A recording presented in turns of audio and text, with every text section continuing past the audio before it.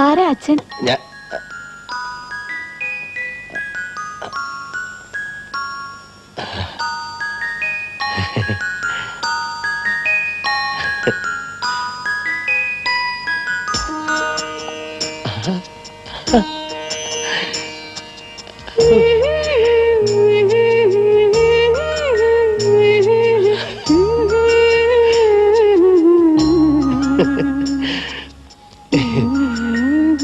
താനീ അച്ഛൻ അല്ലേ doctor?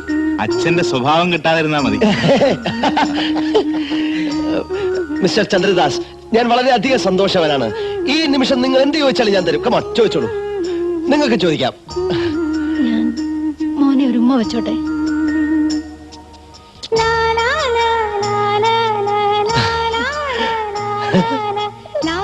Uncle, നമുക്ക് പോവാം.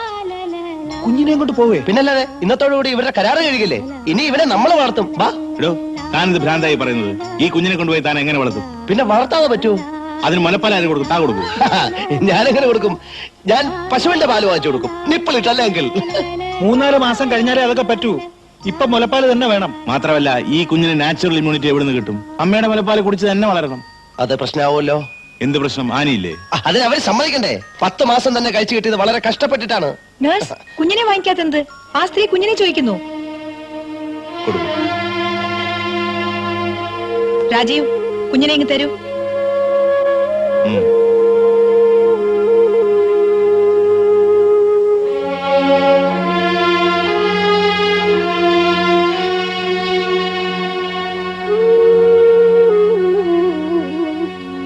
ഇതിപ്പോ പ്രശ്നമായല്ലോ ചന്ദ്രദാസ്. ഡോക്ടർ പറഞ്ഞത് കേട്ടില്ലേ? അവൻ മുലപ്പാൽ കുടിച്ച് വളരണമെന്ന്. ഞാനും വായിച്ചിട്ടുണ്ട്. ഇനി നിങ്ങളെ ബുദ്ധിമുട്ടിക്കുന്നതിൽ എനിക്ക് വിഷമമുണ്ട്. പക്ഷെ എന്നെ ഒന്ന് സഹായിക്കണം. സഹായിച്ചേ തീരൂ. ആലോചിക്കാം. ആലോചിച്ചപ്പോഴാ കാശ് എത്ര വേണ്ടെന്ന് വെച്ചാൽ തരാം. മിസ്റ്റർ രാജീവ് മേനോൻ, കാശിന്റെ കണക്ക് മേലാലിനോട് പറയരുത്. എത്ര കാശ് കൊടുത്താലും കിട്ടാതെ ചിലതുണ്ട്. അത് നിങ്ങൾക്ക് അറിയില്ല. അതൊന്ന് മനസ്സിലാക്കാൻ ശ്രമിച്ചാൽ കൊള്ളാം.